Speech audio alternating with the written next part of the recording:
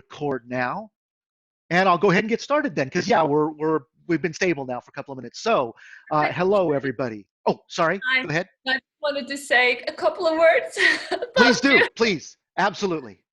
I just want to say welcome to everyone to this first digital version of UL and our evening lectures.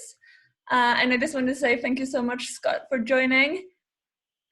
You're doing this in your spare time, so it's really, really an honor to have you. Most of you might know Scott from before. Scott is professor in communication sciences and disorders at the University of Michigan. Am I right? Yeah, right. Michigan State University. Yeah, the other Right. guys are down the street. So, Yeah, right. um, yeah, and he has been working as a clinician and researcher for years, but in the last weeks, I know he's been really preoccupied with teaching people how to do online stuttering therapy. And that's also the topic of today. So thank you so much, Scott. Now I won't bother you. oh, no bother at all. Thank you so much for that. And yes, thank you for the opportunity to talk with you about what has become one of my favorite topics. Right now, obviously, we are in a unique situation in the world, and it has come along so rapidly that many people find themselves scrambling to figure out what to do. I know I've felt that, even though I've done telepractice for years, all of a sudden there's this new pressure. And what I've been trying to do, along with my colleague Nina Reeves from Stuttering Therapy Resources, is to do a series of workshops to help people get their feet under them. I don't know if you have that expression, if it'll translate well to Norwegian, but to be able to tolerate this and weather the initial part of this storm. I'm hoping that what will happen is after we're able to deal with this initial uncertainty that we're all feeling, that we'll be able to settle into a bit of a routine doing online therapy. I know that some people will actually be going back to in-person therapy in the schools sooner than others. It's going to be different all around the world. Even here within the United States, within one country, there's going to be differences. Even within my state, there's going to be differences. And I know you have differences in Norway as well. So some will be settling into this for a couple of weeks. Some will be settling this into the longer term. And so what I'm trying to do as I think about how to move to online therapy is to balance some things that are, we've got to deal with this situation that we're in right away, with things that are evergreen, as the marketers call it, things that we need to know all the time. Because although online therapy changes some things, it doesn't have to change everything. There are many aspects of stuttering therapy that we can do the way we always have, that we can maintain, just one second, that we can maintain what we already know. And so I want to emphasize some of those things while highlighting some differences that we need to face. Here are the ideas that I want to discuss during the time today. I'll go for a bit of time and then I'm going to leave time for questions as well. I'll take these in order. There's 6 points I want to make. First of all, don't panic. This is true for us, but mostly it's true for the kids and for their families. One of the major challenges that we face as we try to figure out how to accommodate everybody's demands. Everybody's trying to get online. Not everybody has the technology they need. Not everybody knows how to use Zoom or Google Hangouts or Skype or whatever platform. And we're struggling with what meets our security requirements and what is safe in terms of protecting identities. There's so much of that we've been dealing with. And so along the way, in order to buy us a little space in dealing with these things, one of the messages that I've been giving to parents and to students is regarding your speech, don't panic. Regarding your speech right now, you don't have to worry about maybe even practicing right now, learning new techniques. Don't worry about that right now. Right now, we're going to get through an emergency situation, learn how to adapt to that, and then we'll come back to working on our communication. To tell parents that it's okay, like this can reduce some of the burden that they're feeling, because many of you may be experiencing this as well. If your own children are home from school and you're trying to provide education from them while trying to manage your caseload, that's a big, big burden. And just knowing that, we can take a little time to adapt to this can help the parents. There is nothing that will happen in the next 2, 3, 6 weeks that will ruin your child's speech forever. It might lead to some temporary difficulty. There's no doubt about that. Those of you who know the bucket analogy that I use for explaining the weight on young children about why their stuttering is more apparent sometimes and less apparent other times. Yes, absolutely. This adds water to the bucket. No doubt about it. And some children may be stuttering more at this time than they otherwise would. Sometimes it's just that the parents are now seeing them during the day more. So it seems that they're stuttering more because the parents are more aware of it, even though for the child it's the same. In any case, there's nothing that's going to happen in the next 2 weeks, 6 weeks, months that's going to break your child's fluency forever. Now, of course, we have to handle this a little bit more carefully with preschoolers, because with young children, indeed, we do feel a time pressure, a critical period when we want to be helping them. So we'll do our best to prioritize. But even with the preschoolers, the panic won't help, and we have time. So that's the very first message that I try to convey to parents as I transition them to teletherapy, or even with I've most of my clients right now. Oh, even before this event, most of my clients were tele anyway. But even so, they were, oh wait, we got to do something during this time, or people are feeling like, Sorry, I'm yes, just I'm just going to interrupt you really quickly to let you know that we can't see your PowerPoint. I don't know if you meant to. I'll bring it back. Yes, I thought it would be better to have me more than postage size, so I'll bring it back. Yep, That's great. yep, exactly. So that's the first one on the PowerPoint. And even with the families that I was already seeing via telepractice, they're adapting to online school. They're adapting to working from home, and so just trying to set their minds at ease for a bit while we then prepare for being able to make progress, because we can still make progress. That's number one. Number two is starting or continuing, if you've already got one, a speech notebook. Now, what's a speech notebook? Well, a speech notebook is simply a child's record of his experiences in therapy. You may already use them. In fact, we sent out from Stuttering Therapy Resources, one of the tweets that we sent out as the schools were closing here is, one of the things you want to grab when you run into your building the last time before they lock the door is grab your kids' notebooks or have them create their own. Because one thing that happens with telepractice is that more of the responsibility for change shifts from us managing it to parents or students themselves managing it. And that's a significant responsibility. You know it already as you try to manage your caseload. You hold responsibility for so many children. And I say children and adults as well. You treat adults as well, but when we shift to telepractice, more of the responsibility falls to them for being aware of their goals, which is a good thing anyway, selecting which goals to be working on, which is a good thing anyway, knowing how to achieve those goals, which again is a good thing anyway. So this is one of those evergreen recommendations to stay on top of or continue using tools to foster independence. And the speech notebook is one of those tools that fosters independence. If you haven't used the speech notebook before, no problem. We have a free downloadable handout on our website, stutteringtherapyresources.com, that is about setting up a speech notebook. It has information about the child, an ongoing log of what we've been doing in therapy, ideally and especially now, written in the child's own hand if he's old enough. At the back, maybe we have a section with definitions, keywords, our stuttering vocabulary, and drawings of the speech mechanism. Everything that the child is learning can be documented in that speech notebook, and that's beneficial for us for evaluating treatment outcomes.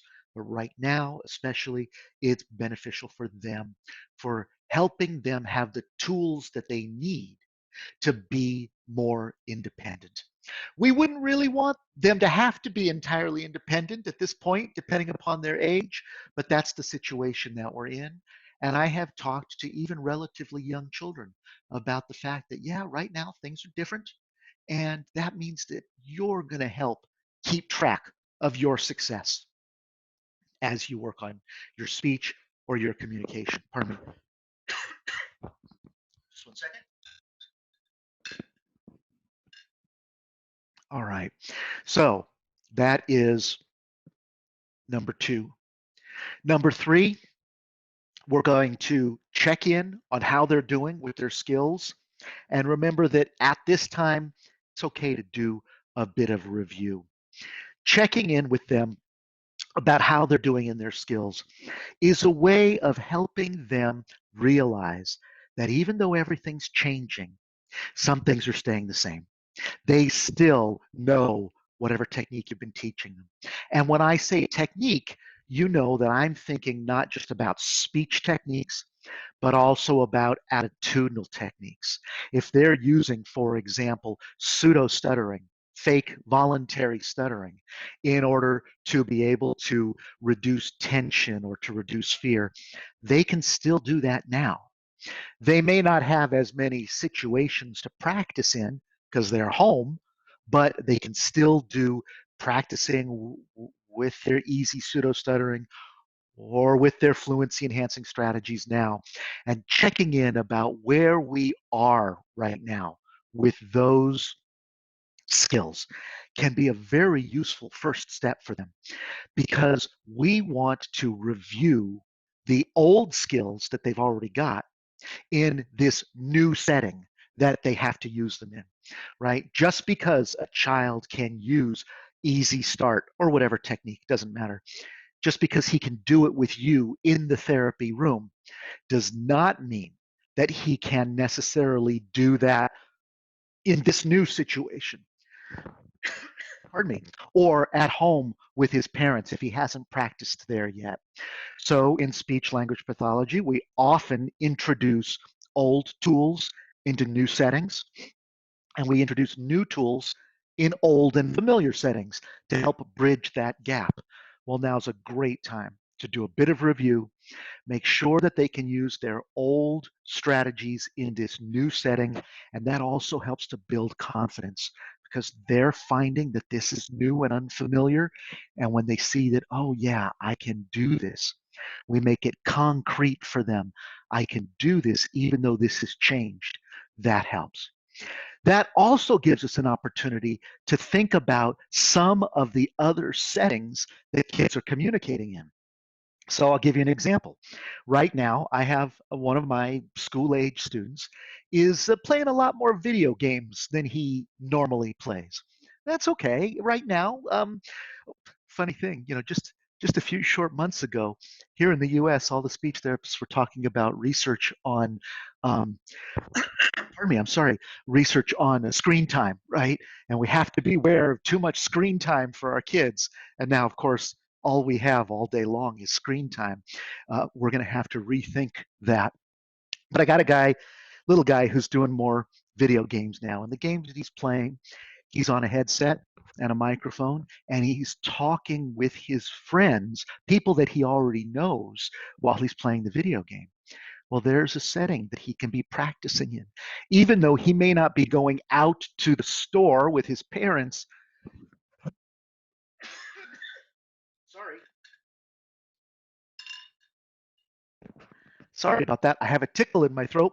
Nothing bad. I'm not sick. Just right now I got something in my throat. Even though he's not going out to other settings where he can be practicing, he's still, if we look creatively and understand what our kids are doing in their lives, we can still find some settings that he can practice.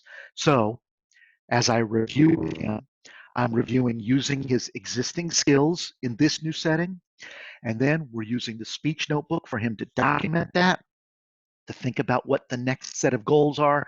And for him, in his life right now, the way that he's expanding his comfort zone and his skill set is practicing his easy stuttering while on a video game. It's a challenge for him because the video game is fairly intense and he's into it, but he's now developing a familiar skill in this new setting. And we get to work on generalization, even though he's not actually out there in the world seeing other people. Now, that is a high-tech example of how I'm helping him, helping a student practice. But now I also want to share with you that we can be very successful and keep it low-tech as well. I see when I go on the Facebook groups so many clinicians asking, where do I find an interactive game that's online? Where do I find a spinner that I can use for turn taking and rewards? Where can I find something that we can play together?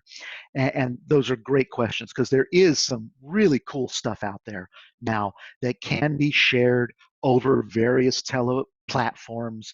There are games that can be played jointly. There's reinforcers that you can do. Great, absolutely.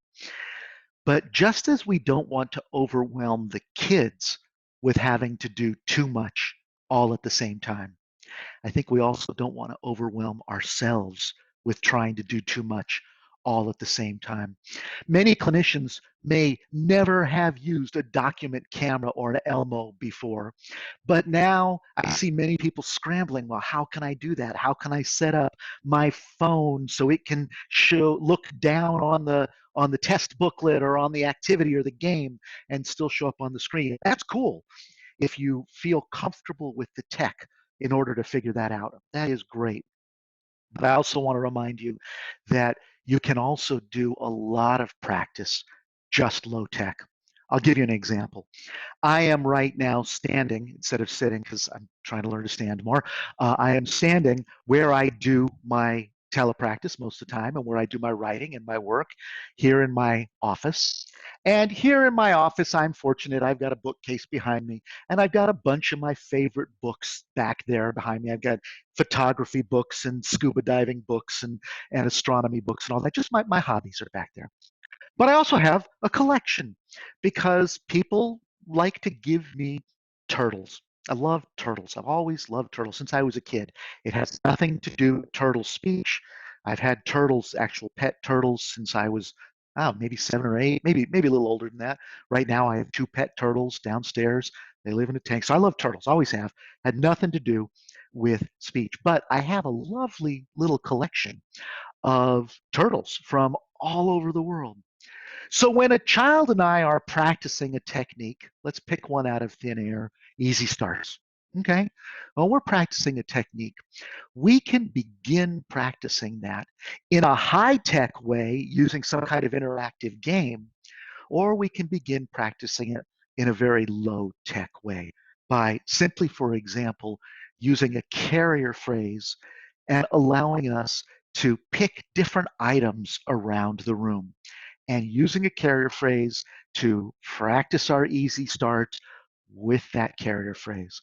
The carrier phrase that I often use in the early stages of therapy is simply is a word. Of course, you'll use something that's appropriate in Norwegian, but I use is a word. And then I look around my office and I say, oh, yeah, I have a little turtle here. And I can say, turtle is a word. And I can encourage the child to try it after me. Or we can turn it around and say, this is a pewter turtle. And now I've done my easy start practice. Maybe you're not practicing easy starts. Maybe you're practicing easy stutters. Well, I can say, I have a jade turtle here on my desk. Well, great. And the kid can then find something that's in his room.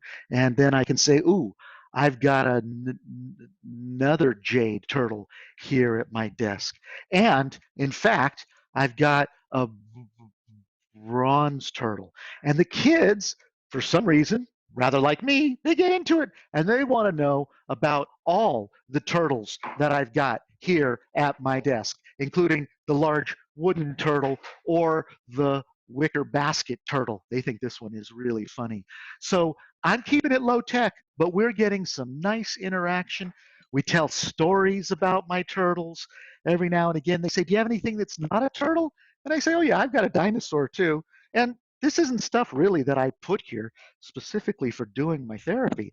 It's stuff that I put there simply because it's what I like. It's the decorations that are at hand. But we also talk about my pen is here. This is my phone. I have another pair of glasses. Anything at hand, and he can do the same. And after a little bit, he'll realize that he's already named all the things in his room. So I ask him to bring out some of his favorite toys and prepare them before the session. In order to keep this a little interesting, one of the things that I do is I encourage the parents to build for the children a bag, put together a bag that's got some speech therapy toys in it, just like I might do if I were doing itinerant practice and coming to the child's home. Well, here they can get out some stuff.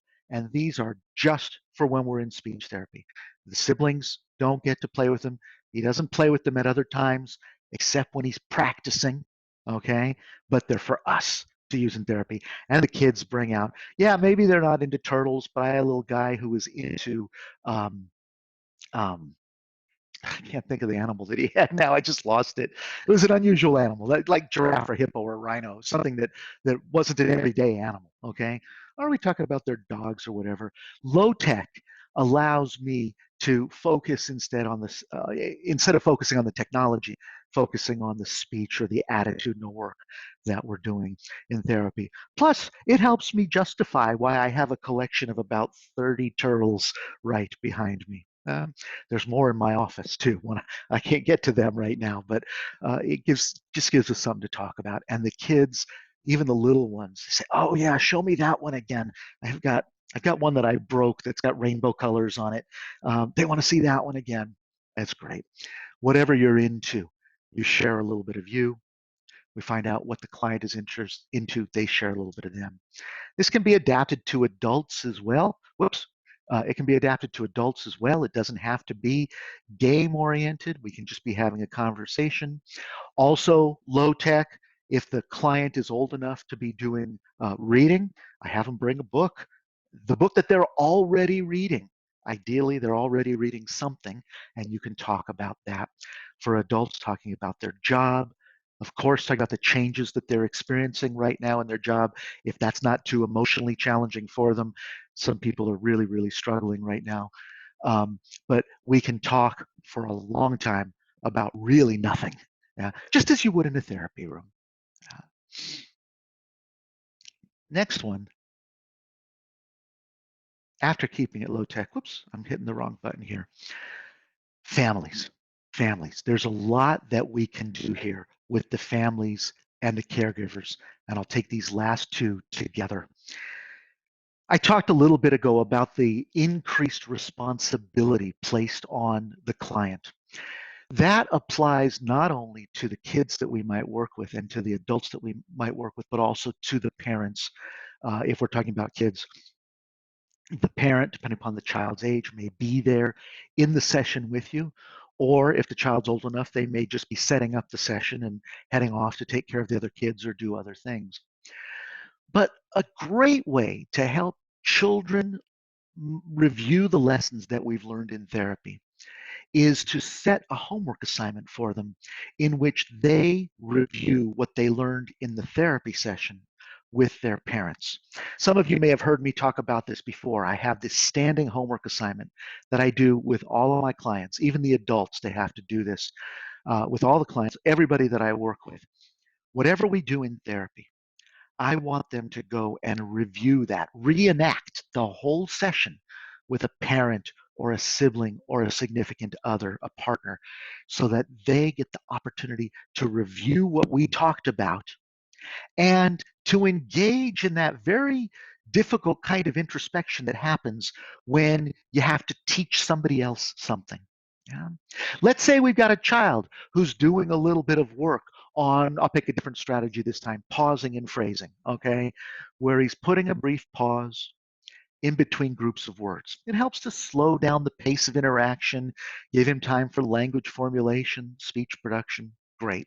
Helps to enhance fluency. That one is fairly straightforward in terms of the reasons that it helps, so far as we're concerned as speech and language clinicians, but the parents may not understand why it might help. In therapy with the child, I've reviewed with him the reasons that we're doing it. I want the child to know the rationale for everything that we do. Well, I'll role play him describing that to me, pretending that I'm the parent, and then I'll have him explain it to the parent. If the parent is there in the session, they'll start doing it right there, or in their practice session, in between the sessions, they can explain it to the parents then. And one of the things that happens when people do this is that the parents will ask questions, hopefully, which is good because we want the child to develop that independence of being able to answer those questions. We want the child to develop that knowledge that comes from within rather than depending on us for their knowledge about their speech. Here again, that speech notebook comes into play because we can write down together what the rationale is for everything that he's learning. We can write down together how you use the strategy for everything that he's learning. And then he can use that to explain it to the parent. If the parent asks a question that he can't answer, we write it in the speech. Well, the parent and the child put it in the speech notebook. He brings it back to the session, and then I'm able to review that to foster that independence for the child.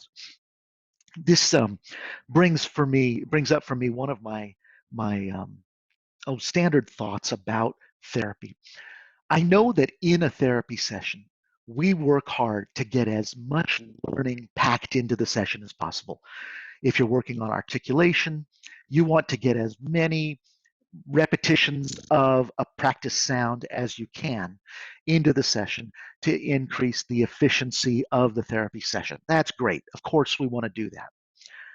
But I also think about a different way of looking at sessions in which the session is used primarily to teach the client what he will be practicing on his own in between sessions. Yeah?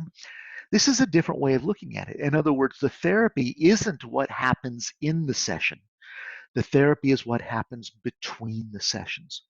Now, I always take this orientation to my therapy. I try to use that session that I have with my client. Some people only get 20 minutes with a client. Some people get 30. My private sessions are 45 minutes. Whatever time you have, I use it for practicing enough that the client knows what to do when they practice on their own. And I think that's something that becomes even more important in this age of telepractice because we may not be able to get as many productions during the session as we are accustomed to doing. We may not be able to get as concentrated a bit of work done during the session, and that's okay. But if we can teach the client to practice on their own and they set up a practice log in their speech notebook and they give themselves rewards for as they're doing that practice, well, then we've extended our influence out of the therapy setting and into, well, right now, the home setting, into the person's real life settings. We may have to rely on that more now than we ordinarily do because we might not get as much out of the sessions. So that's okay. We can use the parents as somebody for the child to practice with. That also helps the parents. Right now, I'm working with a young boy whose parents are very uncomfortable with his stuttering. The kid, I think, is doing pretty well. I mean, he's coming to terms with his speech and he's saying what he wants to say. His number one problem right now is that he's bored. Okay, I get that. He wants to be out playing with his friends. He lives someplace where the weather's nice all the time and he wants to be outside. I get that. But the dad is worried.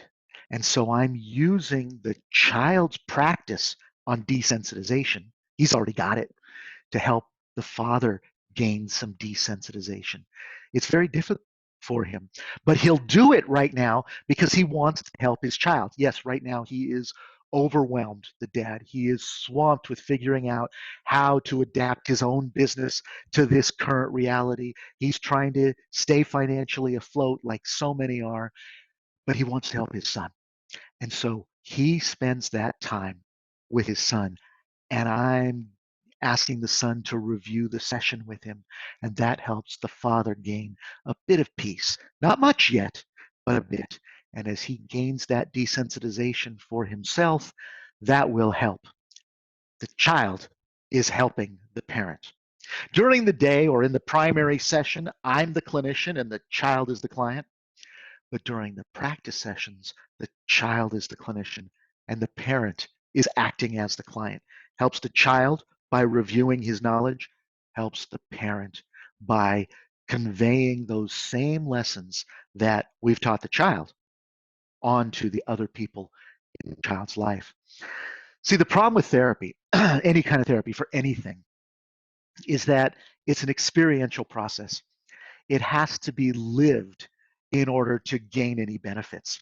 Now, there's no self-help book in the world that will make you a more effective person unless you do the things the self-help book says to do.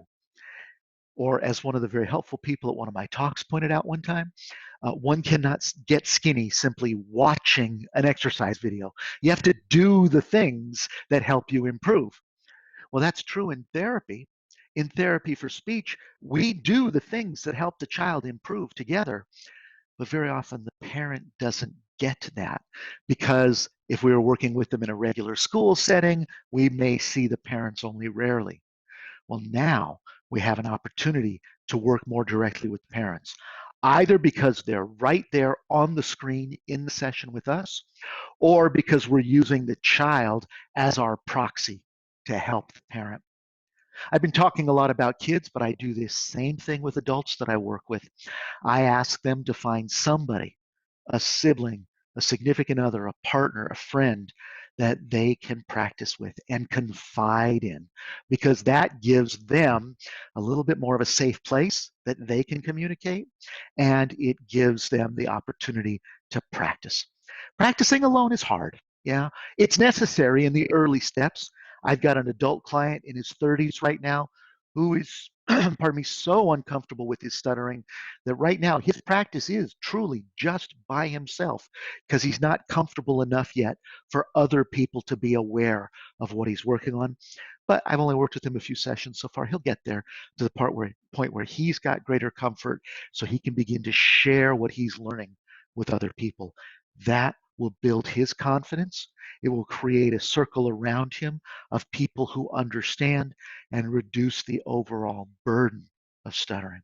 Because in the end, when we think about our goals of therapy, that's really what we're trying to do, is to reduce the burden. We have to reduce the burden for the client, but we also want to reduce the burden for the parents and the other caregivers that we're working with at this time. Pardon me, I'm going to bring the slides back up. And I'm going to get another sip of water. Got to stay hydrated, yes? So what I've tried to cover, and I've got a few more things I want to say before we go over to questions.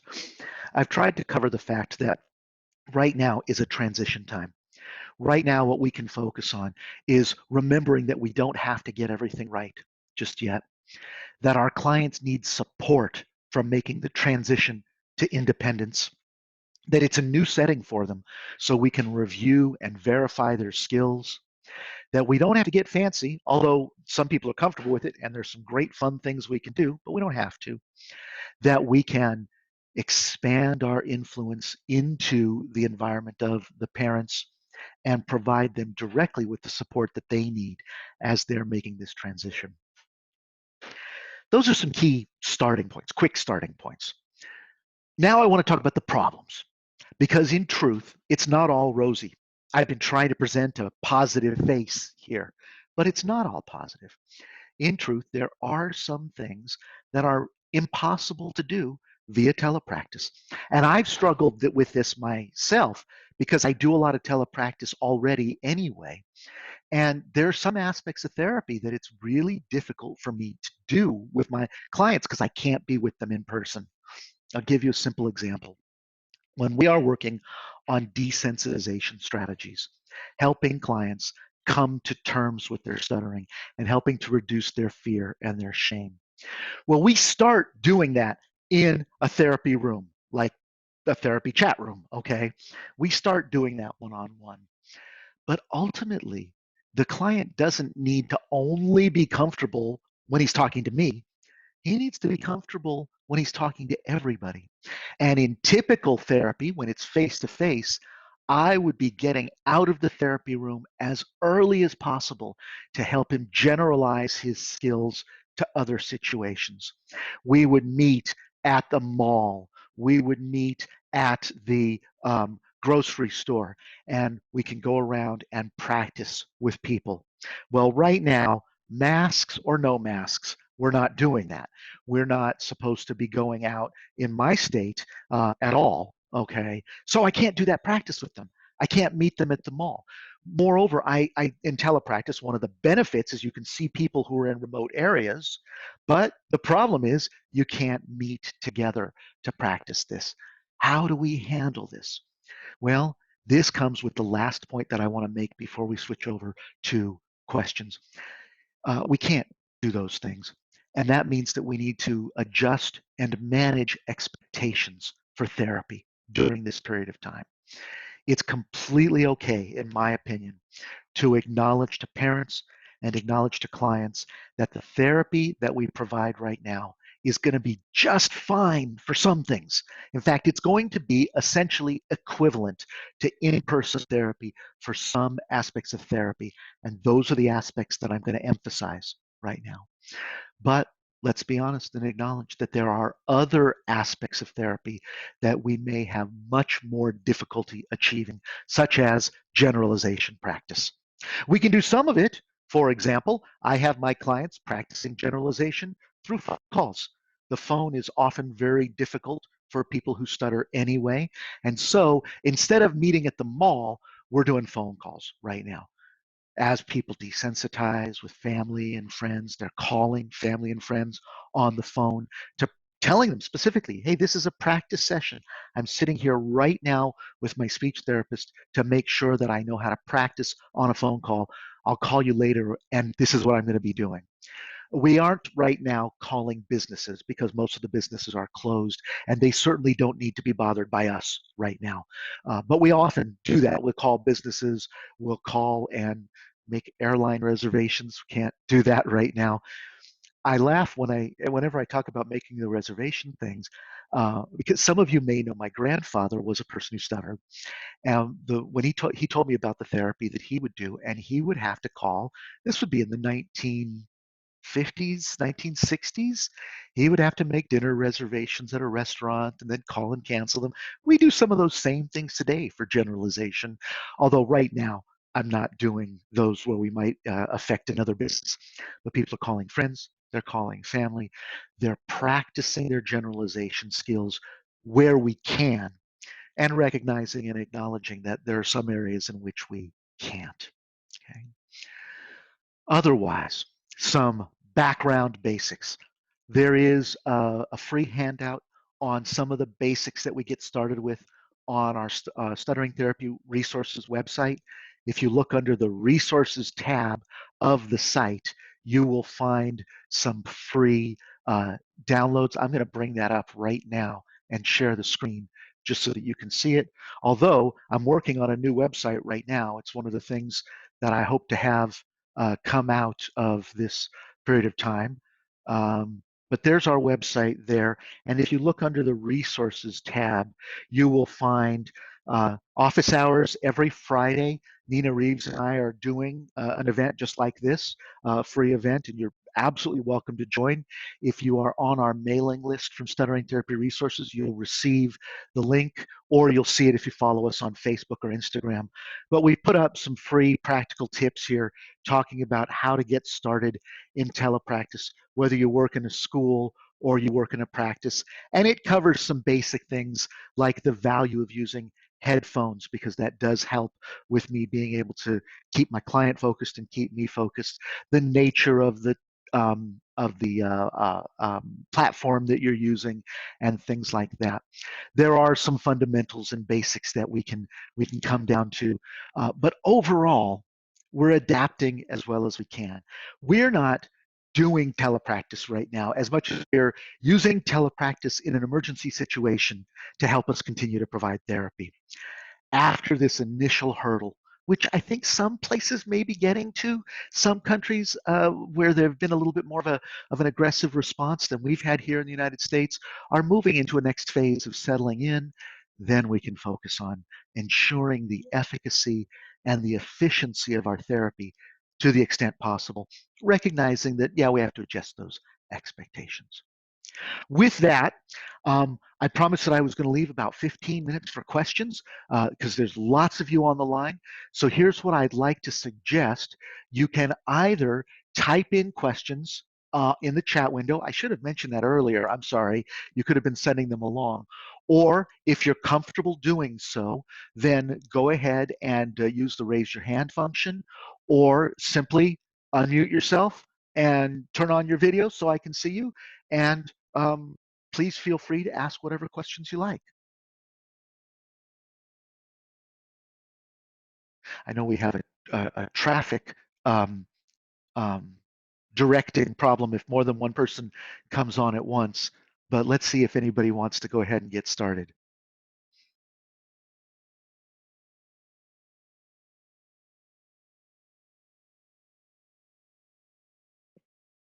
Everybody's so patient. Mm. Yes, okay, thank you. So yes, if you want to ask in Norwegian, that's fine. I'm sorry I can't present to you in Norwegian. I so wish that I could. And in the absence of questions, I can just keep talking. It's entirely up to you. I don't want to put anybody on the spot. I have a comment, Scott, if I can. Please. Actually, I have a question and a comment. The comment was this, I talked to a friend of mine who's a teacher today, and she said, in 2 weeks, we're opening the schools for the 1st to 4th graders here.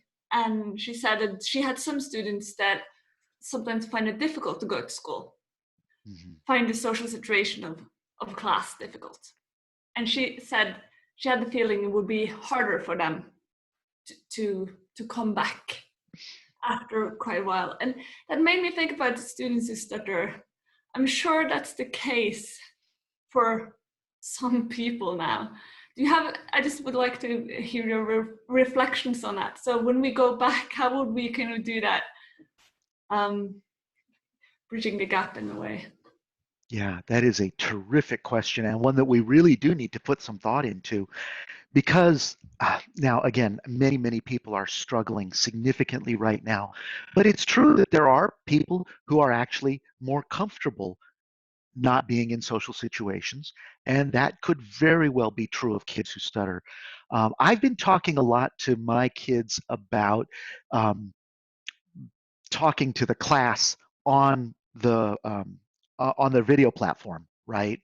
I've got one little girl, she's in Alaska, and she at first was a little hesitant to talk on, they're using something like Zoom. I don't think it's actually Zoom, but all the kids are there, right? And it just feels a little different when everybody's staring at you. She's pretty comfortable in class, but at first this was a little overwhelming. And so we had to talk about that transition. Once we talked about it, she understood that the same skills that she can use in person, she can use remotely. So that's the opposite problem of what you're raising. But we talked about it and gave her the opportunity to bridge that. As we come back to seeing people face to face, oh, I fully believe that many of us, people who stutter or people who don't, are going to be experiencing some differences in how they interact with people. This experience with physical and social distancing has been traumatic for many, but reintroducing physical contact is also going to be traumatic for many. The way I approach these things, for me, now obviously I've never had this experience before. This is all new for all of us. But the way I approach these things in general is to focus on openness. Openness, in my opinion, is the key to overcoming the burden of stuttering. Being able to talk about the fact that you speak differently from other people, and that's okay. Being able to acknowledge that others may not understand those differences, but we can tolerate that. Being able to explain to other people what those differences are, and being able to tolerate discomfort. One of the approaches to therapy that's gained prominence in recent years, many of you will be familiar with it, acceptance and commitment therapy, ACT, has as one of its core principles this notion that it can be difficult to face life. Life is not perfect, life is not without problem, and it's okay. It's not necessarily our job to correct all problems in life. It is our job sometimes to coexist with problems in our life. In fact, I had this exact conversation with the young boy that I was talking about whose father is very worried, um, talking about the way that we approach this new situation is going to be new for us, but how we think about it is going to affect how we feel about it. And if we are thinking thoughts that are worried thoughts, this is classic cognitive behavior therapy. If we are thinking thoughts that are worried thoughts, then we are more likely to feel scared. But if we can allow those thoughts to occur without necessarily assigning meaning to them, without necessarily believing them, this is acceptance and commitment therapy, that can help to reduce how scared we feel as we're facing new situations. Now, I said all of this and I went on in great detail to the 12-year-old boy, but really I was talking to the dad who was sitting there with him to recognize that, yeah, this is a worried time and many are thinking worried thoughts, but we can allow those thoughts to occur and we don't have to fix them. As we transition back to school, many people will have worried thoughts. Is it safe to be near each other again? What if we're playing on the playground and we get closer than we're using 6-foot radius here? Okay. What if, what if, what if, what if? And we tend to think about the things that worry us. And not surprisingly, we feel worried. But if we allow ourselves to recognize those are questions that we have, yeah, they are. And we don't necessarily know the answer to those questions. No, we don't, but that's okay. And approach it with that openness to say, I really don't know how I'm going to respond to this yet, but I'm going to do my best to handle it. Yeah. Not a perfect solution, but one of the key tenets of ACT is you don't need a perfect solution. We can coexist. That relates very well to one of the questions that's been asked here that I just want to transition into, if I may. How to communicate to a preschooler that it's okay to stutter via telepractice. It's a terrific question. I love the question for two reasons. One is it's very timely because of the telepractice, but two, it acknowledges the fact that even with little ones, even preschoolers, we can talk to them about their stuttering and we can let them know that it's okay to stutter. Even if the child might recover, because many young children who stutter do indeed recover, we can still help them feel better along the way. I talk about that as helping children develop healthy and appropriate attitudes to their communication, recognizing that their communication is different and that that's okay. And that model comes from us and it comes from the parents. Okay, so we have to help the parents come to terms with stuttering first, too. On our website that I mentioned, stutteringtherapyresources.com. In fact, I'm just going to put it there in the chat window. Stutteringtherapyresources.com. We do have a free handout on the resources page about helping young children develop healthy, appropriate communication attitudes. And the way I do this, again, it comes back to openness and acknowledging directly to the child that this is okay. When a child is having difficulty talking, many of you may have been taught like me years ago, a couple, maybe 30, that we weren't supposed to talk to little kids about stuttering. But we've learned now that that's not true. We can talk to them and we can let them know specifically that they're okay. Words that I might use would be something like, sometimes when kids are learning to talk, they have a little trouble saying what they want to say. It's okay. It's just part of learning for you. But I was really interested in what you were saying. Notice the pattern of what I did there. I acknowledged the issue openly. I put it in context, let the child know that it's okay. I normalized it. And then I focused the child's attention back on what they were doing, communicating. Because when a child opens his mouth to talk, he's not doing it in order to be fluent. He's doing it in order to communicate. So we help him keep his focus on that rather than on that unpleasant feeling of being stuck.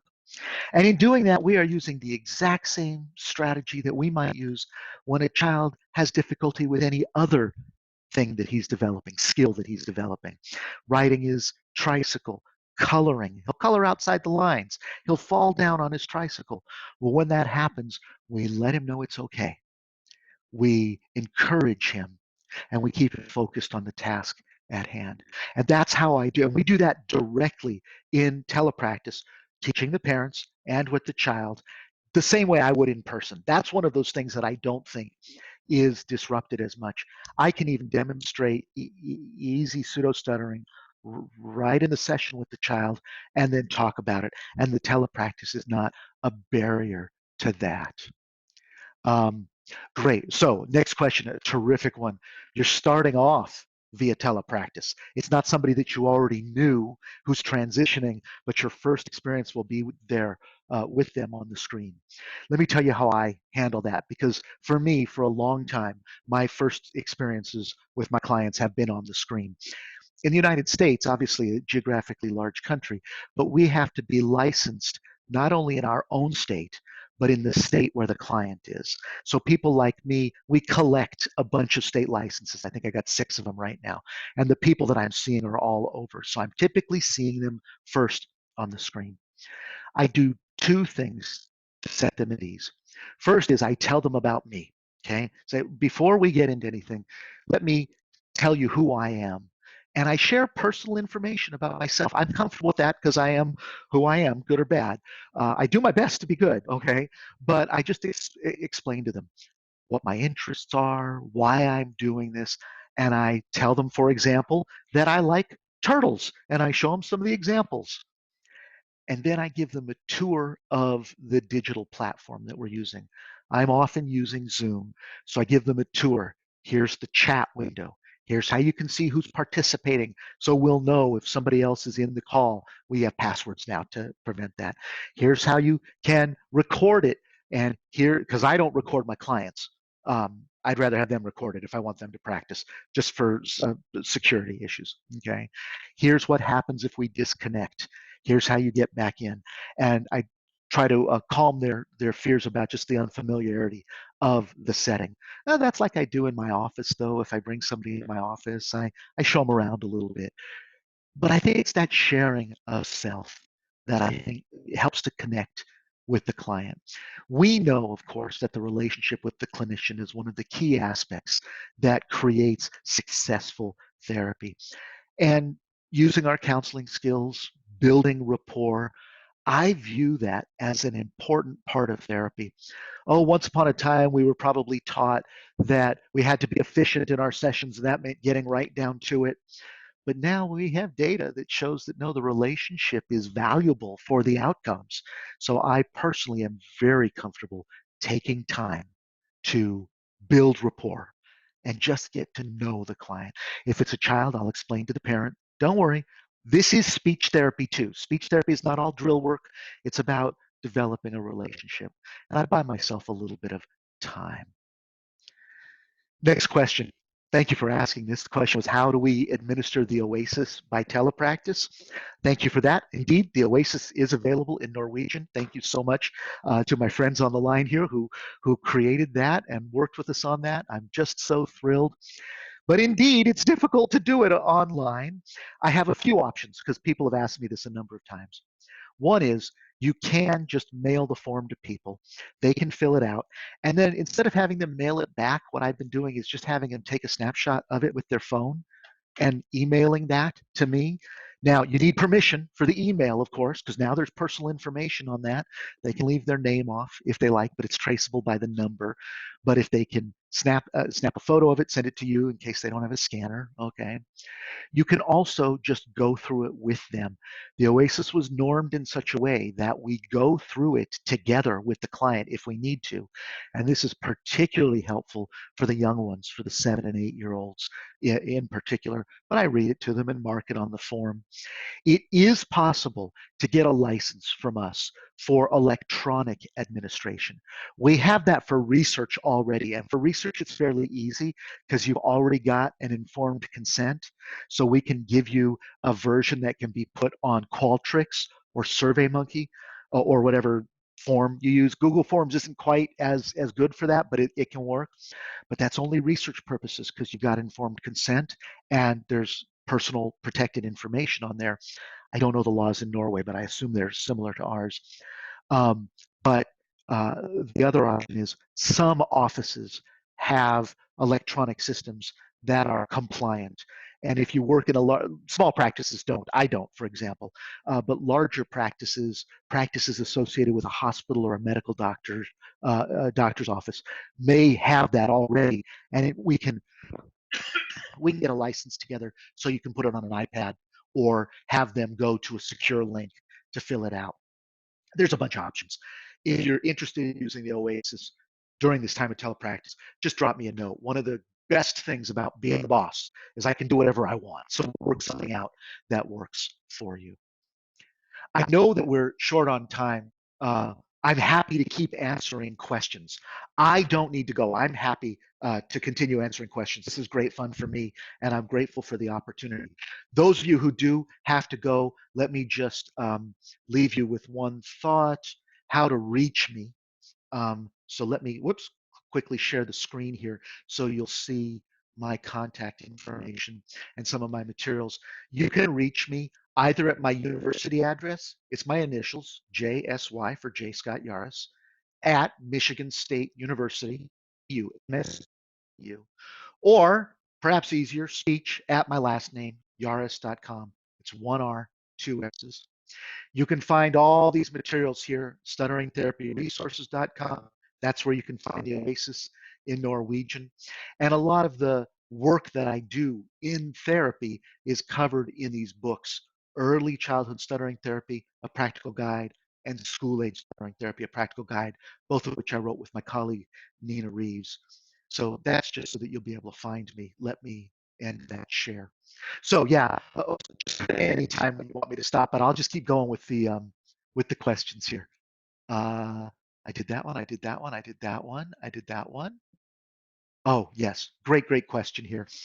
Um, I'm going to read it. I want everybody to be able to. Some of my patients feel more pressure at home with the parents really wanting them to master speaking without stuttering or stammering, and they can't wait to go back to school. What a terrific question, indeed. Parents are feeling this pressure and putting it on the kids, not to harm them in any way. It's just because they feel like, oh yeah, we should do this. I've actually had parents in a session, even though they're parents that I've worked with and I've trained, they say, all right, now that you're home all the time, you're just going to lick this thing. It's an American expression. We're going to beat it, even though they should know better. And so again, just as um, I don't know if you see the memes that go around, they say, you don't have to write a novel during this time of world global pandemic. You don't have to learn a new skill during this time. Just stay afloat is okay. I try to explain that to the parents. This is not going to be a time when we're going to necessarily be able to make more progress. It's a time when we will be thrilled not to experience regression because of all of the tension that we're experiencing. Now, I do say to the parents that this is an opportunity for the student to practice skills in some different kinds of settings. Absolutely. But ultimately, helping the parents learn that it's okay to stutter is the most important message. Our newest publication that Nina and I wrote is a little booklet written specifically for the parents of school age kids. There are booklets and there's a lot of information that's available for parents of preschoolers, but there's precious little out there for the parents of school age kids that helps them understand how their role is different. Now, I know there's really no way for me to get these to Norway because the shipping on this little $5 book would be outrageous, but we can work together if anybody wants to reach out to me. I have materials that are translated into many, many languages now, like the Oasis, and also all those practical on the resources page. I am thrilled if people want to translate those into Norwegian. I can post them on the website and you're welcome to use them however you like. Those are free materials to distribute however you like. Just help people know where they came from so they can trace them back to us. We still hold the copyright, but we want you to use them. We have most of them translated into Spanish. We have several in Arabic. We have one in Romanian, and I just got one yesterday in Vietnamese. Please feel welcome if it's useful for you. And we have materials there for parents to help them understand that stuttering's okay. Stuttering's okay. And it's hard to learn that lesson. But when parents create that supportive environment at home, they will see the difference in their kids. Um, let's see. Oh, ha, lovely. I have a friend from Peru as well. Yes, um, the Oasis in Spanish is undergoing its final proofread right now. Virginia finalized it last week. She sent it out to the translators for a final proofread. As soon as we get that done, it'll take a couple of days for me to get it ready and online, and it will be here. I know it's so long overdue. We're so far behind. See, this is one of those things we think, oh, during the quarantine, we'll get all those Oasis translations done. We've got like 35 languages. We're just keeping our heads above water, some of us. Yeah. So yes, but thank you. It's coming. Let's see if I've got all the questions. Oh, recommend more I missed one. I'm sorry. And goals. Oh, I missed two. So if you can stay, I can stay. First, would we do therapy more often than once per week? I tell you, there's some times in therapy where I greatly prefer to have more frequent and shorter sessions. And that is something that might be possible right now. Because if the parents are home and the child is home and your schedule is different, if you're in private therapy, many of us who do private work, the afternoons get very impacted because everybody wants an afternoon session for their older kids. But perhaps now you don't have that limitation. If you can flex up your schedule and do a couple of 15-minute sessions a week, a 30-minute session a week, that's lovely at some parts of therapy. Other parts, it doesn't matter. So for example, if I am working with a child or a teen on their attitudes towards stuttering and working on acceptance, I would frankly rather have time for longer discussion than shorter discussion. But if I'm just doing work, gee whiz, 15 minutes of practice on easy starts, that gets old pretty fast. So I would rather schedule shorter. Uh, in private therapy, you can do that kind of thing. Maybe in the schools, it's harder. Certainly in the U.S. schools, you don't have that kind of flexibility to change your schedule because your caseload's too big. If you had that opportunity, I would indeed do that. Different scheduling depending upon where we are in the therapy process. The next one is, can I give some um, recommendations about goals? Indeed, I can. Indeed, I can. Again, on our resources page, Stuttering Therapy Resources, if you go to the resources tab, there's a free practical tip there that is specifically on writing treatment goals for school age kids who stutter. I haven't made the one that's treatment goals for preschool kids yet, but here's an example. Here is that practical tip. It's just a 2-page little handout that gives examples of various treatment goals. Again, you get that off the website on Stuttering Therapy Resources. Um, in general, here's the key to the goals, is I want to keep my goals focused on what we're doing in therapy rather than on what we hope the outcome will be.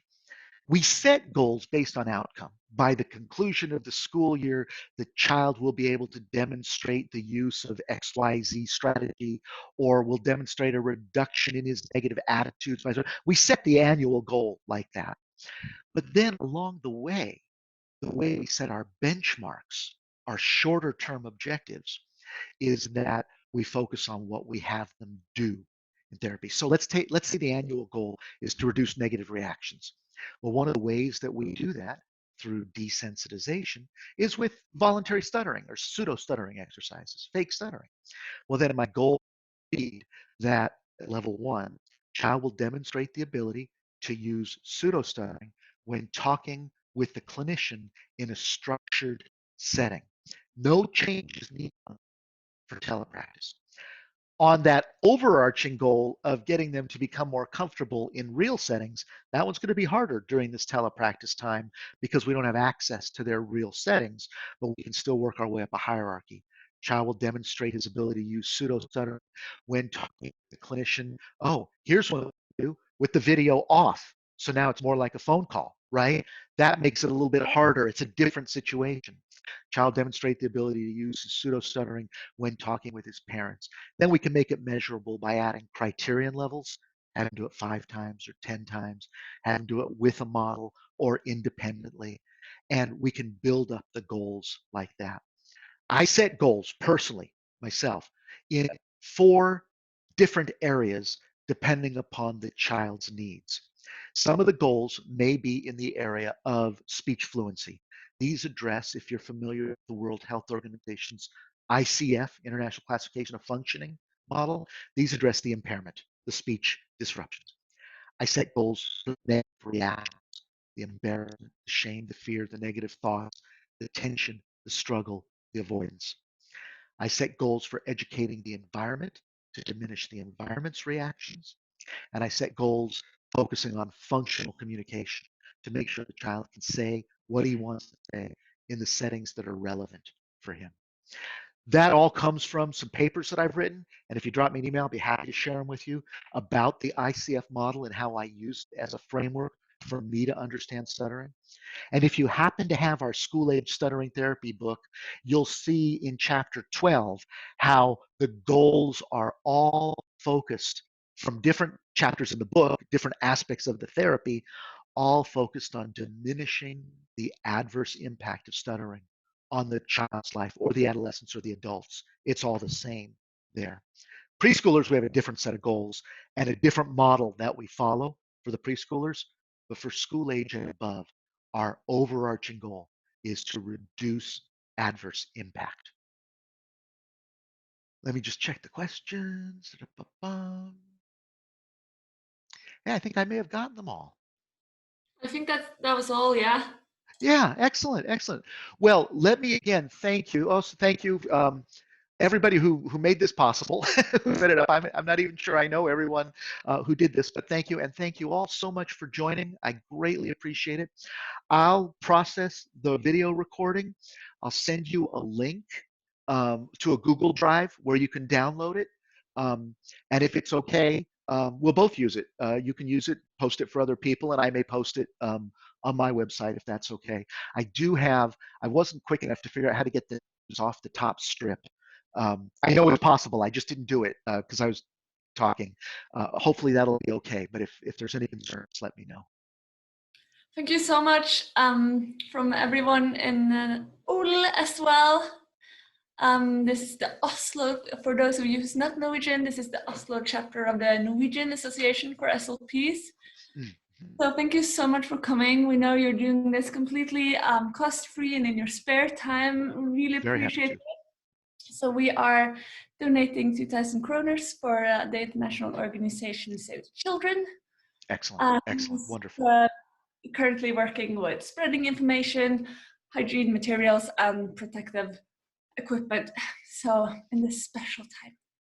So we're doing that. Yeah, superb. Thank you for Thank that. you so much. This is really helpful. Looks like in the comments as well that people really enjoy this. And it's a truly bonus that we get to keep the recording. So thank you for that as well. Oh, absolutely, absolutely. Well, I'm very grateful for the opportunity. All right. So have a good day to you and a good night to everyone in Norway. Good night to all of you. Yeah, and again, everybody, feel free to reach out to me anytime. I'm happy. You've got my email addresses. Happy to help however I can. All right. Good to see you, Scott. Nice to see you as well. Take care, everybody. Thank you.